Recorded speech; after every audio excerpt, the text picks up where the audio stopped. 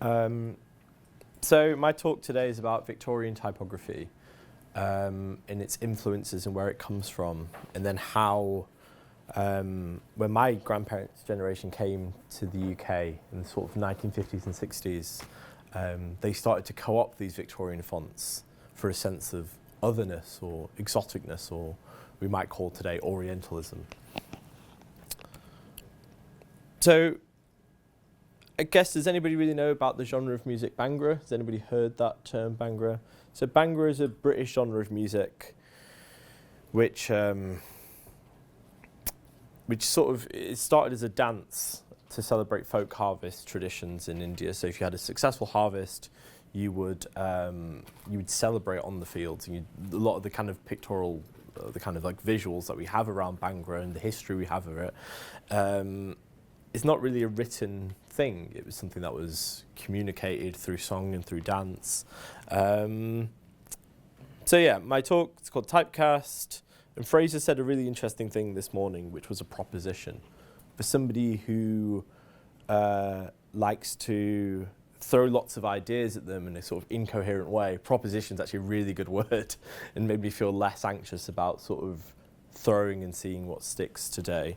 That's also to say this isn't sort of a finished project. I kind of think this work will be a lifetime's worth of work for me. And in a way, lots of this research hasn't been done. But I'll start anyway, not really thinking about Bhangra too much, but thinking about Victoria-era England. So we're thinking about a time where the Industrial Revolution sort of changed the landscape of the world. Lots of people in Britain, huge swaths of the population have moved to cities, living in slums. You know, people like Engels have really documented this really well. And the writing and, you know, Dickens and all these people have kind of wrote about the horrific conditions that Victorian England was in. I quite like this engraving by Gustave Doré, which I think you can see at the Science Museum, weirdly, kind of showing this sort of dark, archaic country. And it's important to realise that although Britain was an exceptionally powerful part of the global stage, it was still increasingly a very poor country. Lots of people lived in poverty. This is even with the advent of the camera, and you're sort of going into the mid-20th century, lots of countries still have, lots of cities in around England still have slums from a hangover of the Victorian era. To contrast this, we also have a lot of new money which has arrived in the United Kingdom off the back of the empire. We have people who have made great fortunes and are interested in showing a new kind of taste. And there's a moment that, if people are familiar with the term arts and crafts movement or Art Nouveau, this sort of comes from a botanical idea of going back to nature and going away from the cities and moving towards a simpler, quiet life. Lots of type designers sort of felt this way. Eric Gill wrote in this way.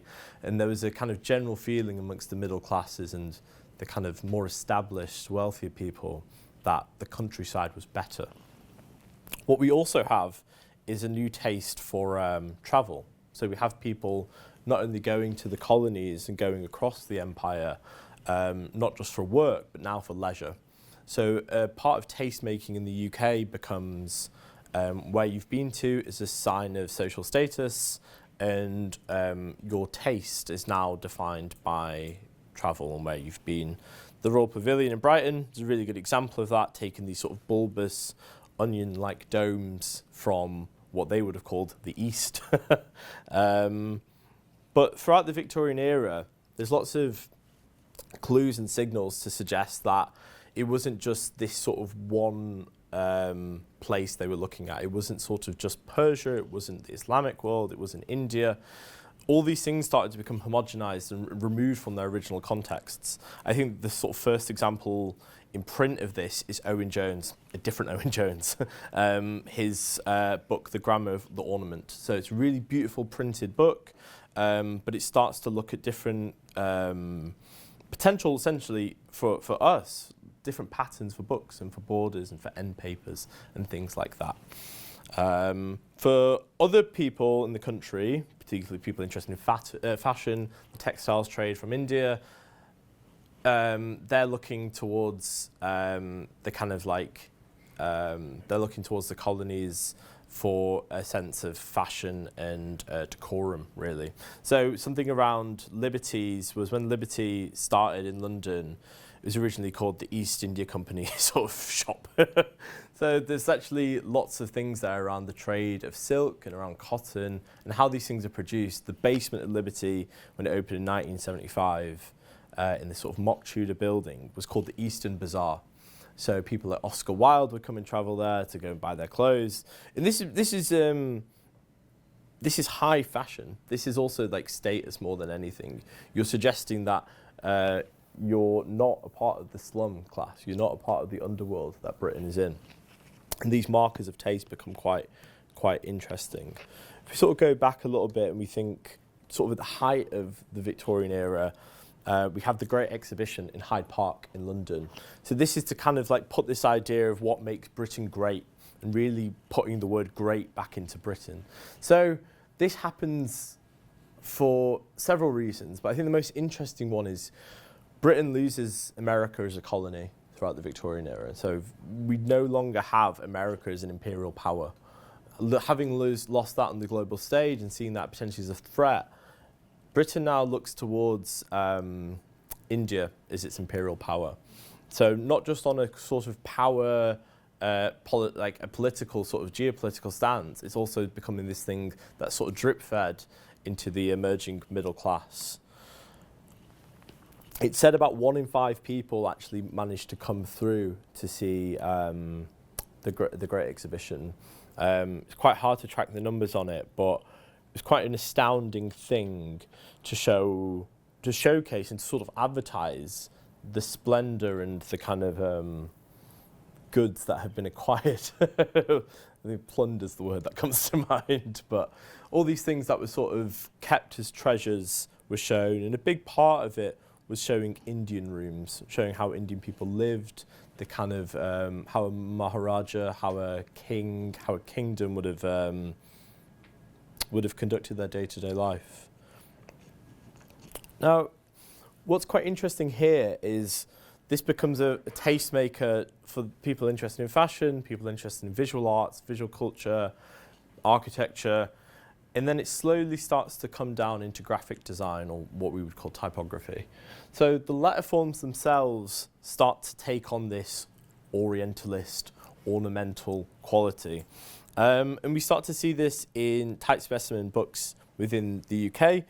I quite like this font, which sort of looks like a proto-chop suey kind of font. There's clear indications that Victorian eccentricism and the idea of Victorian people being sort of slightly quirky also comes from this idea of like, you sort of need to see it to believe it. You need to go and experience the world. You need to become a sort of young, budding traveller.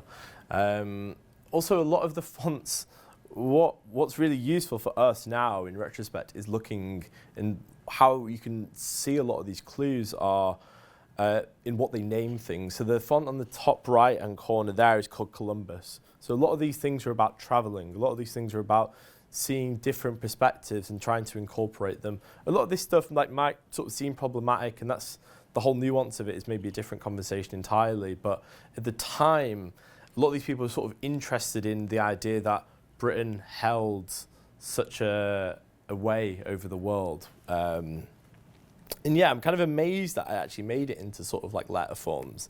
You can easily imagine a world where it didn't. This kind of like homogenizing, clashing, awkwardness turns into some like quite nice, beautiful things, I think. Monotype stopped producing pattern books. Sort of one of the most famous one is the arabesque. These sort of take Indian, Persian, Islamic patterns and start to contextualize them for borders for books, really. So now I'm going to sort of flip the switch from Victorian fonts and start thinking specifically about the Devanagari scripts. Devanagari's beautiful script sort of has this top bar and letter forms sort of come off of it based on like, I guess the writing system is obviously wholly different to Latin and Roman, but also I'm interested in Tamil. Tamil is obviously a script that a lot of British people would have seen when they were in India. And Tamil's obviously based off palm leaves and drying of palm leaves and sort of cutting into them using a nib, but when you take the nib off, you don't want to cut into the, I don't know what they're called, but the veins of the leaves that carry the water throughout it. So you end up getting these swirlier patterns. And then you start to realise that that's what all writing systems are. They're sort of these made-up marks based off material and functionality. And I think Tamil's a lot more ornamental than a lot of the other South Asian scripts. And as a result, we start to see, I love how that's just in the wrong place. But yeah, what we start to see then is a real influence of what's being called Art Nouveau in Central Europe and in the UK. Is this idea of thinking about form and formality and thinking about the curliness of letters, the organic nature, these big swooshes. How do they play into our day-to-day lives? When I collect Bhangra records, and have collected Bhangra records kind of inadvertently all my life, so I've sort of accidentally researched this. I spend a lot of time interviewing the people who made these covers, who worked in these bands, who were kind of involved on the scene. And something that became quite clear early on was seeing these sort of Victorian typefaces being fostered and kind of adopted for a new light. So instead of becoming tastemakers for the kind of the echelon of society, the upper middle class, we start to see them being used by people who are first-generation immigrants to the UK. Sort of going back to what I was saying about the language and the fonts, that the names of things, this font Praetorian has a really interesting kind of clue for us. It tells us about, it's drawn in London by Shanks and Sons, but right in the middle of this sort of type specimen, which has been scanned in here, it just says the word Mexico, which is obviously like, I guess, like, obviously hugely problematic, but in a way actually so bad that it's sort of funny of how bad it is. Maybe that's the wrong take, but that's unfortunately the take I have with it. And it really starts to show the world view that people have in the UK of the rest of the world, and how these things are being marketed. Type specimens are adverts for how a font should be used. And this is something I'll get to a little bit later. But also the idea that this font is then used, the kind of ornaments, the terminals, the kind of the contrasts and the kind of sort of the squiggle within that N. Are these things awkwardly positioned? Are they forced? For what reason do they exist? And the use of it it's sort of everywhere. It becomes a part of the fabric of society for all sorts of things, from ephemeral kind of items to shop signs.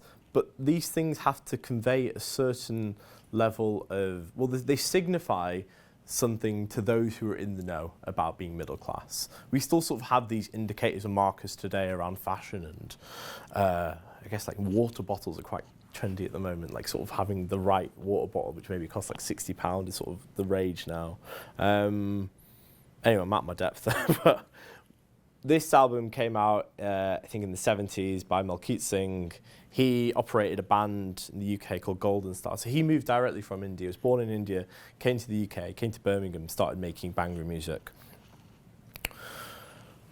I really like the back, the front cover for this one, same typeface, slightly, sort of maybe slightly different, like process. It might not be phototypesetting, it might be letraset in this instance, sort of looks like it. But then you start to get fonts that look like Baldur, like fonts that come from where it says Bhangra there, you have the idea that this is a Victorian font. But also going back to the Devanagari system, if you look at the H, if you look at the A, you have these top bars that Devanagari has. You also have these kind of amazing 45-degree angles, as if the letters are hanging off something else. So in a way, the proposition is it's unclear how much this is inspired by the writing systems, or if it's more about the ornamental pattern that India and often East Asia had to give. I just really like this, the I Love Golden Star. It's this very like a kind of first generation mentality, immigrant mentality of like a sign of success, of being like, is this a phrase that you should be saying? Is this something that like you can be proud of? Is this something you sort of hold a candle to, as it were? But a lot of these record covers end up coming through letter-set, photo typesetting. Here's sort of some of the examples there. Some of these fonts are drawn like Arnold Blocklin and Ringlet. They're sort of drawn in like 1902, around that time. But then you also have fonts like Davida. And Davida is used by, sorry, got in the wrong order. Yeah, Davida is used quite a bit actually, is like maybe the most ornamental typeface that there is. These sort of bells and whistles which are included in it, almost in every letter form. But this was actually drawn in 1966 by a guy in America who entered it for a competition for letter-set. And it ends up coming out and it looks really nice. Oh no, Type really just sort of like were inspired by it and kind of made a new version of it, I think last year, called Casserole. And it is kind of oddly Victorian in a way, where it's not clear where, like how they even managed to incorporate all these kind of like circles into the terminals and into the letter forms themselves. But there's also this sort of, like with the G, there is this sort of top bar, and I'm finding a lot with a lot of those fonts that I use for Bhangra sleeves, there is this kind of nod to other language systems, to other writing systems, to Devanagari. I kind of write the word Bhangra there to kind of juxtapose it. Like maybe the word classical doesn't work for it. I think something that's kind of an interesting test for me is thinking about, okay, maybe the word Bhangra looks ethnic because it's a foreign word, it's a different word. When you start to test it for a different genre of music, maybe these things don't work. Like maybe classical only works if it said like, I don't know, like Portuguese, like jazz or something underneath it. But yeah, there's a sense of otherness which starts to really come through in these blockier shapes as well. So it's not just ornaments and it's not these sort of organic forms. I'm really interested in this font review, which I think also comes around the 70s. If we look at the Gurdasman album, which says Ya Mir Bia, it has these kind of like little cuts where the A and the R are at the top. And those start to suggest this kind of like invisible Devanagari top bar. There's always this idea that it's hinting at being ethnic. It's hinting at an idea that this is foreign. What you find is you do find these slits within the letter-set typeface, but they can be exaggerated. They can exist in ways that, you know, this is the same font, but they actually just cut a line throughout the whole of the letter forms. So it's been manipulated to kind of show this idea that there is a top bar in these Latin letters and you can bring things straight off of them. And this is just a graphic design masterpiece in its own right outside of that. Yeah, I was going to talk a little bit about names again. So I'm talking a lot about Asia and Asian cultures and the empire and kind of that relationship. But also Art Nouveau thinks about the Renaissance, it thinks about Central Europe, it thinks about ideas which have come from there. And these great ideas are often found in literature, in painting, in poetry. And the names are all cues for that. They all tell us really interesting and quite weirdly distorting things. So we have the font on the left, Tintoretto. So that's drawn in Leipzig, named after a painter about sort of 300 years earlier. Tintoretto is from Venice. And then a type foundry in Italy then sees the drawings of this and then copies it about 25 years later. But they name it after Cimabue in Florence, who was born in 1240. So there's this kind of relationship of like, how are you othering somebody else? What looks foreign to them? How do you kind of make something look slightly more ethnic than it needs to be? And for the Germans, they were considering Italy in the first instance as a point of inspiration, but you can kind of see, maybe not so well. I'll show you on the next slide actually. But anyway, I'm getting distracted by my own train of thought. We go to then photo typesetting, and then in the US in 1962, and then they see those letters and they attribute it not to Germany, but they attribute it to Italy, to Virgil, name the font Virgil. And then the British then see the font in 1971, decide to draw it for letter-set, and they name it not seeing the Italian point of reference, but they've seen it through Leipzig and then named it Faust. So there is this kind of weird idea of what makes sense in typographic terms and how things can start to be co-opted. In a way, these fonts were never drawn for South Asian communities in Britain. But after musicians started to make their first albums and started to press things, these were the only available typefaces that represented cues and hints and that were borrowed from their initial writing systems, from their initial cultures in the first place. I think something that's quite important with a lot of these fonts, so if you look at the kind of H and the K and lowercase on the image on the right, they sort of drop below that baseline, and that sort of starts to, again, imagine this idea of like, if Devanagari has this hierarchical bar and things start to fall off of it. We obviously have this in Latin as well, but not to the kind of sort of sharp or bold kind of striking extent. What is shown? I don't know why my slides are all messed up. So yeah, with Davida, this obviously was the letterset font I was talking about before.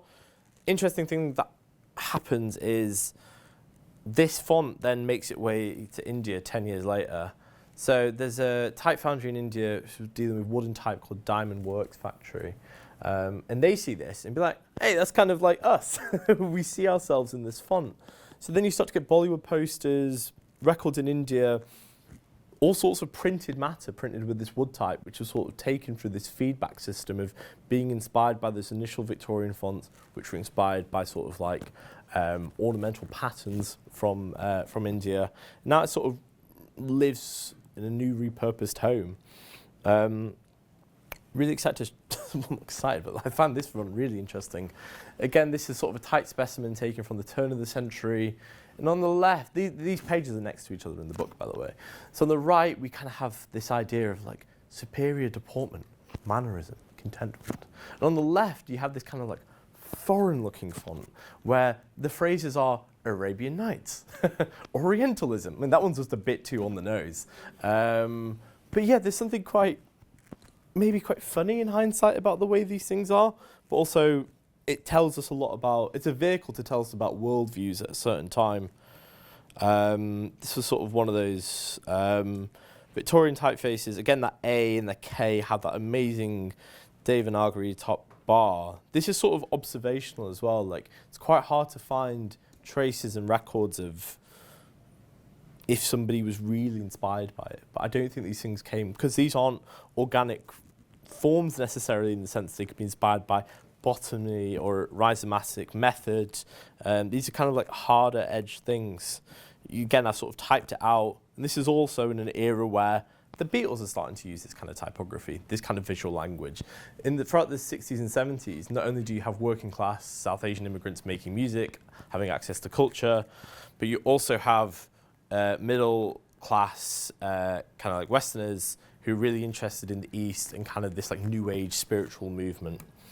Then everything sort of goes out the window when computers arrive, and kind of even in the 80s you get this font amazingly called Taj Mahal. And again, obviously some of the names are a little bit more overt than others. But then we start to find non-Indian, kind of like American bands and artists using this font for a sense of like, again, this sort of Peter Gabriel sort of 1980s WOMAD, New World Order of kind of like free love and spirituality and all that sort of jazz. And then you find it now on contemporary sort of drawings of album covers made for Spotify or for iTunes and all that sort of things. But I'll just sort of go through some of these sort of records throughout the 20th century now, and maybe just sort of think about the lack of consistency within them. So Azad, I don't even know where to begin with this writing system. That could be the whole other talk in its own right. The kind of Dolan drum thing at the bottom looks like the first word art preset.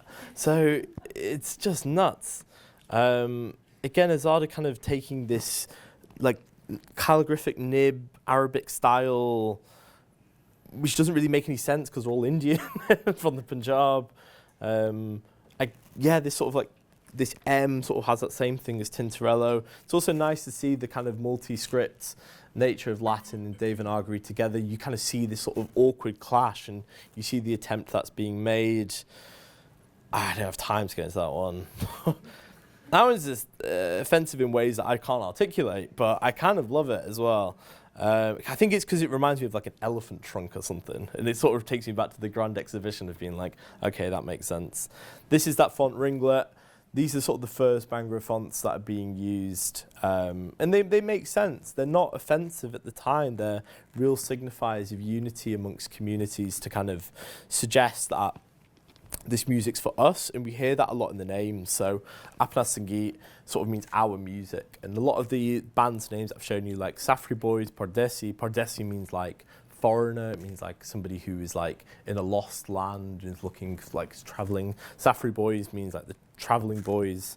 The Apna Sangeet kind of looks weirdly like Arabic and Chinese at the same time, in a way that maybe some type designers will have to explain to me later. We also start to see the Victorian floral fonts start to come through, because Bhangra music is ornate. It's a celebration. So there is kind of this middle ground that starts to make sense. I'll just quickly go through this. Appreciate I'm running out of time. This book published in 1885 in New York, Indian Domestic Architecture, is a really good example of photography taken by kind of like essentially rich kids at the time who've gone to travel and like document the ornamentation, document what they're being inspired by, seeing these sort of new forms that people, particularly in like industrialized areas, hadn't really seen before. And there's this sort of sense of respect. There's also a sense of these things are being taken out of a context.